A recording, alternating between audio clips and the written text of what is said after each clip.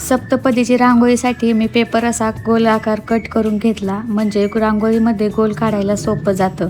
क्लायंटने मला येतानाच फुलं घेऊन यायला सांगितले होते, तर त्यासाठीच इथे मी आले होते. पण पाहिजे ते फ्लॉवर मला काय भेटलेच नाही, म्हणून तसंच गेले फ्रेंडच्या घरी. आता ऑर्डरला मला जायचं म्हटलं की मी एकटी जातच नाही, कोणाला ना कोणाला सोबत घेऊन जात असते. फ्रेंडला सोबत घेतलं आणि पोहोचलो लोकेशनला. बरोबर लगेच रांगोळी काढायला सुरुवात केली. तर ही रांगोळी वेलकमची असल्यामुळे सकाळचीच होती. क्लायंटला रांगोळीमध्ये नवरा नवरीचे नाव आणि शुभविवाह अशी काही डिझाईन पाहिजे होती, तर त्यांना पाहिजे तशी डिझाईन मी काढली. तरी पण वाटत होतं की डिझाईन त्यांना आवडेल की नाही, पण त्यांना रांगोळी पण खूप आवडली.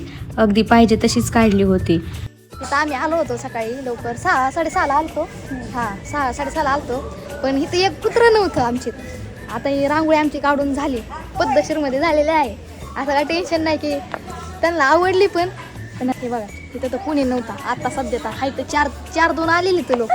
एवढी चित्र लागण्याला काय माहिती. आता मला आम्ही रांगोळी बी दाखवणार कशी, तुम्हाला चांगली वाटली आम्हाला बी सांगा. आम्हाला बी जरा वाढू द्या ना आमची क्वालिटी, जरा थोडी आम्हाला बी येतंय बाबा काहीतरी. तुम्ही शेवटपर्यंत आमचा व्हिडिओ बघायचा आणि नक्कीच बघायचा. रांगोळी काढून झाल्यावर निघालो घरी. सप्तपदीची रांगोळी दुपारी काढायला परत येणार होतो. तर जे पत्तर नाही पण चाललंय. चला, आमचा जीव किती,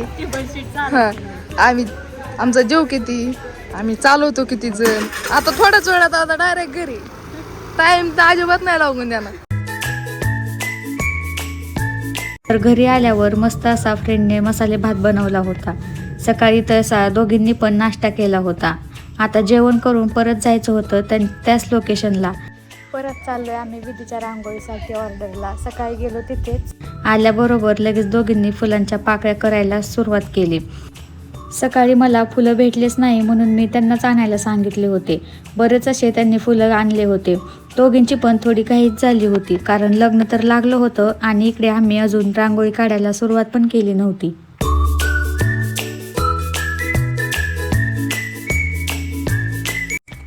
फुलांच्या पाकळ्या करून झाल्या की लगेच घेतली रांगोळी काढायला. रांगोळी सप्तपदीची असल्यामुळे थोडी मोठी काढायची होती आणि टाईम पण जास्त नव्हता.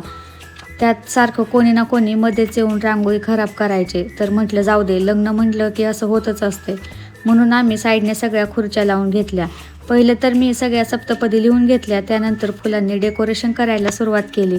फुलं पण त्यांनी भरपूर आणले होते. कमी वेळात दोघींनी पण मस्त अशी सप्तपदी रांगोळी कंप्लीट केली आणि सगळ्यांनाच ही रांगोळी खूप आवडली. फुलं जास्त असल्यामुळे रांगोळी पण अगदी ॲक्टिव्ह दिसत होती.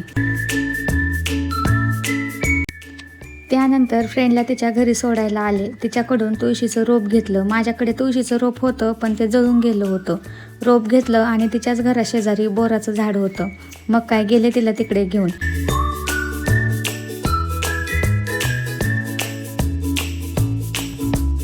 तर आत्ताच मी आले आहे घरी. आज 2 रांगोळीच्या ऑर्डर होत्या, एक वेलकमची आणि दुसरी म्हणजे सप्तपदीची.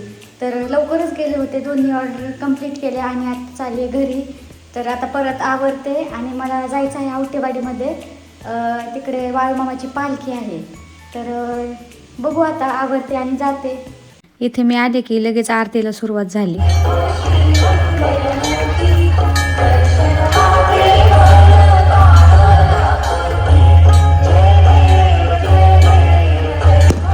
आरती झाल्यानंतर बाळूमामांच्या पालखीची मिरवणूक निघाली.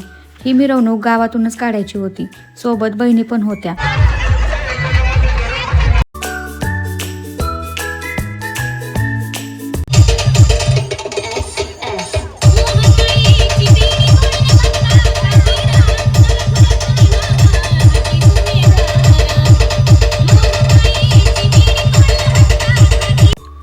रात्रीचं जेवण करून आलो यात्रेत फिरायला. मस्त असे पायाने दुकानांनी यात्रा भरली होती.